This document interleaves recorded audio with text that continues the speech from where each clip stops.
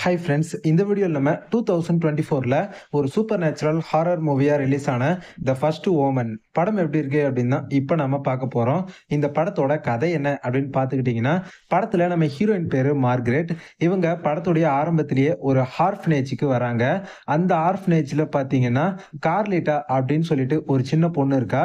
ஒரு நாள் ஒருத்தர் நம்ம ஹீரோயினை பார்த்து மீட் பண்ணிட்டு, அந்த கார்லிட்டான்ற அந்த பொண்ணு இருக்கா பார்த்தீங்களா, அந்த பொண்ணை சுற்றி நிறைய பேடான விஷயங்கள்லாம் நடக்குது.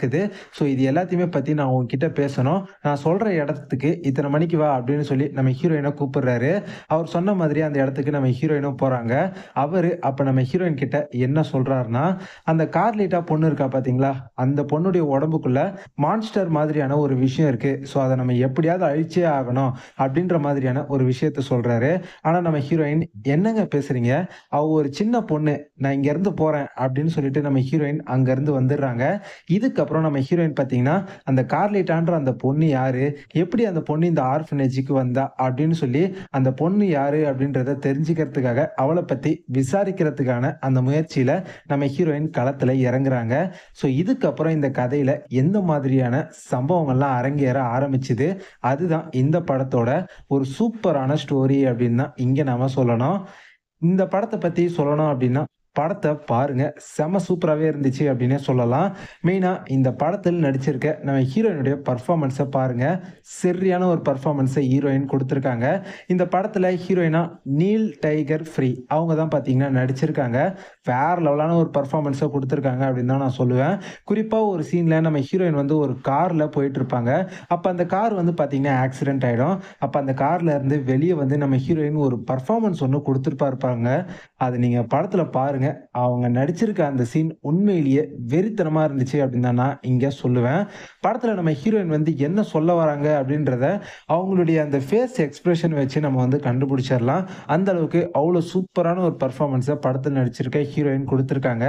இவங்க மட்டும் இல்லாமல் இந்த படத்தில் நடிச்சிருக்க எல்லா ஆக்டர்ஸுமே அவங்கவுங்களுக்கு கொடுத்த அந்த கேரக்டரில் ரொம்ப நீட்டாக ஒரு செம்மையான பர்ஃபார்மன்ஸே கொடுத்துருக்காங்க அப்படின்னு நிச்சயமாகவே இந்த இடத்துல நம்ம சொல்லலாம். அதே மாதிரி டெக்னிக்கலி இது வந்து நல்ல ஒரு சவுண்டான ஒரு படம் தான். படத்துடைய பேக்ரவுண்ட் ஸ்கோர் ஆகட்டும், ஓவரால் படத்துடைய மியூசிக் ஆகட்டும், ரெண்டுமே படத்துல சூப்பராகவே போட்டிருக்காங்க அப்படின்னு தான் நான் சொல்லுவேன். ஒரு ஹாரர் மூவிக்கு தேவையான அந்த ஒரு என்விரான்மெண்ட்டை இந்த மூவி கண்டிப்பாகவே நமக்கு கொடுக்குது அப்படின்னு தான் இங்கே நான் சொல்லுவேன். ஒரு ஹாரர் மூவியுடைய அந்த ஒரு ஃபீல் எப்படி இருக்கும், நம்ம ஒரு ஹாரர் மூவி தான் பார்க்குறோம் அப்படின்ற ஒரு ஃபீலை இந்த படம் நிச்சயமாகவே உங்களுக்கு வந்து கொடுக்கும் அப்படின்னு தான் நான் இங்கே பார்த்தீங்கன்னா சொல்லுவேன். படத்தை அந்த அளவுக்கு தான் இவங்க வந்து எடுத்துகிட்டு போயிருக்காங்க. என்ன ஒன்று, இந்த படம் வந்து ஸ்லோவாக தான் பார்த்தீங்கன்னா போகும். ஸ்லோவாக போனாலும் படம் உங்களுக்கு இன்ட்ரெஸ்டிங்காக எங்கேஜிங்காக சூப்பராக இவங்க பார்த்தீங்கன்னா எடுத்துகிட்டு போயிருக்காங்க. நம்ம நிறைய எக்கச்சக்கமான ஹாரர் மூவிஸ்லாம் பார்த்துருக்கோம். பொதுவாக ஹாரர் மூவிஸ்னாலே ஸ்லோவாக தான் போகும். அது உங்கள் எல்லாருக்குமே தெரியும். ஸோ நம்ம எல்லாருக்குமே தெரிஞ்ச ஒரு விஷயம் தானே அது. அதே மாதிரி தான் இந்த ஹாரர் மூவியும் ஸ்லோ பேஸ்டாக தான் போகும். பட் ஸ்டோரி ரொம்ப இன்ட்ரெஸ்டிங்காக அடுத்தது என்ன நடக்கும் அப்படின்ற அந்த ஒரு ஃபேக்டரோட சூப்பராகவே பார்த்தீங்கன்னா படத்தை இவங்க கொண்டு போயிருக்காங்க. இந்த படத்தை நம்ம முழுசாக வெயிட் பண்ணி ஃபுல்லாக பார்த்ததுக்கான ரீசனு, அந்த ஆர்ஃபனேஜில் அப்படி என்னதான் நடக்குது, கார்லிட்டோ அப்படின்ற அந்த பொண்ணு இவங்க என்னதான் பண்றாங்க அப்படின்ற அந்த ஒரு விஷயம் இருக்கு பார்த்தீங்களா, அதுதான் இந்த படத்தை நம்மளை ஃபுல்லாகவே ஹோல்டு பண்ணி பார்க்க வச்சுது அப்படின்னு நான் இங்கே சொல்லுவேன். அதை இவங்க த்ரூ அவுட்டாக இந்த படம் ஃபுல்லாகவே அவ்வளோ சூப்பராகவே பார்த்தீங்கன்னா கேரி பண்ணி கொண்டு போயிருக்காங்க. அண்ட் படத்துடைய கிளைமேக்ஸில் நல்ல ஒரு ட்விஸ்ட்டை வச்சு இவங்க படத்தை முடிச்சிருக்காங்க.